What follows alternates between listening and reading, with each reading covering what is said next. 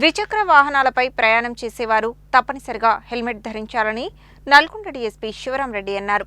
బహిరంగ ప్రదేశాలలో మద్యం సేవిస్తే కఠిన చర్యలు తీసుకుంటామని హెచ్చరించారు.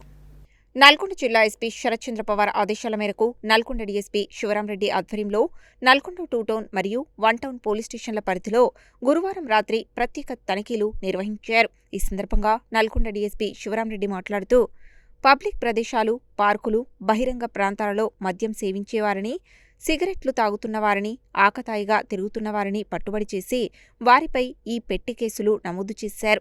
అదేవిధంగా హెల్మెట్ ధరించకుండా వాహనాలు నడుపుతున్న వారిని, ట్రిపుల్ రైడింగ్ చేస్తున్న వారిని, వాహనాలు నడుపుతున్న మైనర్లను గుర్తించి వారిపై ఈ చలాన్లు విధించి జరిమానాలు వసూలు చేశారు. అలాగే సరైన పత్రాలు లేని వాహనాలను సీజ్ చేశారు. ఈ సందర్భంగా డీఎస్పీ శివరాంరెడ్డి మాట్లాడుతూ పార్కులు మరియు పబ్లిక్ ప్రదేశాలలో ఆకతాయిలుగా తిరిగితే కేసులు నమోదు చేస్తామని హెచ్చరించారు. మద్యం సేవించి ఎట్టి పరిస్థితుల్లోనూ వాహనాలు నడపవద్దని, మద్యం సేవించి వాహనాలు నడిపితే చట్ట ప్రకారం కఠిన చర్యలు తీసుకుంటామని చెప్పారు. ప్రతి వాహనానికి తప్పనిసరిగా అన్ని రకాల ధృవీకరణ పత్రాలు ఉండాలని, ప్రతి వాహనానికి విధిగా నెంబర్ ప్లేట్ ఉండాలని స్పష్టం చేశారు. ట్రాఫిక్ నియమాలు, రోడ్డు భద్రతా నియమాలను ఉల్లంఘించిన వారిపై కఠిన చర్యలు తీసుకుంటామని హెచ్చరించారు. ఈ తనిఖీలలో Nalgonda 1 town CI Rajasekhar Reddy, 2 town CI రాఘవరావు, ఎస్ఐలు సైదులు, షరీఫ్, 1 టౌన్ ఎస్ఐలు గోపాలరావు, సతీష్, వెంకటనారాయణ, లచ్చిరెడ్డి, మునుగోడు ఎస్ఐ రవి, చండూరు ఎస్ఐ శివతో పాటు పోలీస్ సిబ్బంది తదితరులు పాల్గొన్నారు.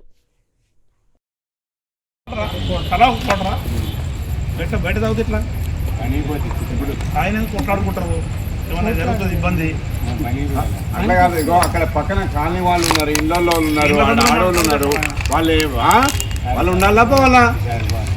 ఏమే చుట్టూ ఇల్లు ఉన్నాయా? ఇళ్ళ మధ్యలో తాగొచ్చా? ఎడ తాగరా?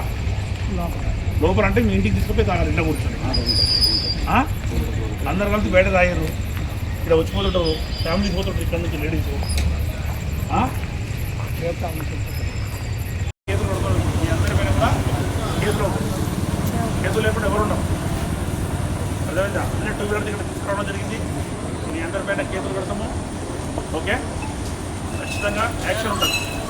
కోర్టులో ఒకసారి మీరు మీ పైన కేసు అయితే భవిష్యత్తులో మీకు ఏముండదు, జాబులు రావు, బయటికి పోవాలంటే పాస్పోర్ట్ ఉండదు, వీసా దొరకదు, బయట దేశాలను చదువుకోవాలని కొత్త కోరిక చదువుకోవాలని ఉద్యమం చేయాలి.